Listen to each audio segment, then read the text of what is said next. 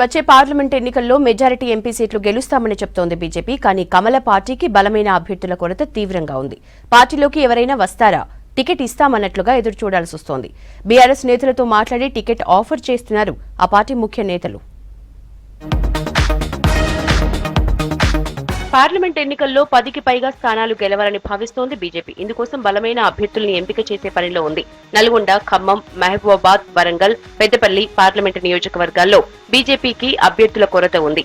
BRS లోని మాజీ ఎమ్మెల్యేలు, ముఖ్య నేతలు పార్టీలోకి వస్తే టికెట్ ఇద్దామని చూస్తోంది బీజేపీ. ఇప్పటికే పలువురు టీఆర్ఎస్ నేతలతో చర్చలు జరుపుతున్నట్లు ప్రచారం జరుగుతోంది. వరంగల్ జిల్లా వర్ధన్నపేట మాజీ ఎమ్మెల్యే ఆరూరి రమేష్ ను వరంగల్ అభ్యర్థిగా రంగంలోకి దించేందుకు ప్రయత్నాలు చేసినట్లు సమాచారం. బీఆర్ఎస్ ముఖ్య నేతలు ఆరూరి రమేష్ ను పార్టీ మారకుండా బుజ్జగించడంతో మరో లీడర్ కోసం వెతుకుతున్నట్లు తెలుస్తోంది.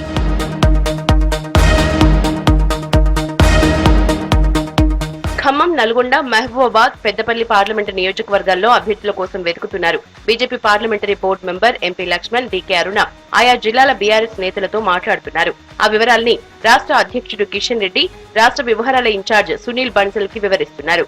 Nagar Kurnool MP Ramulu, Zaheerabad MP BB Patil BRS నుంచి బీజేపీలో చేరారు.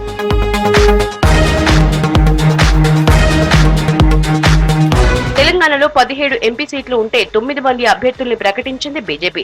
ఇంకా 8 టికెట్లు ప్రకటించాల్సి ఉంది. ఈ నెల 8న ఢిల్లీలో బీజేపీ ఎన్నికల కమిటీ సమావేశం జరగనుంది. ఇందులో పెండింగ్ లో ఉన్న 8 ఎంపీ టికెట్లను ఫైనల్ చేయనున్నారు. అయితే బీఆర్ఎస్ నుంచి నేతలు బీజేపీలో చేరకపోతే పరిస్థితి ఏంటన్నది ఆసక్తిగా మారింది.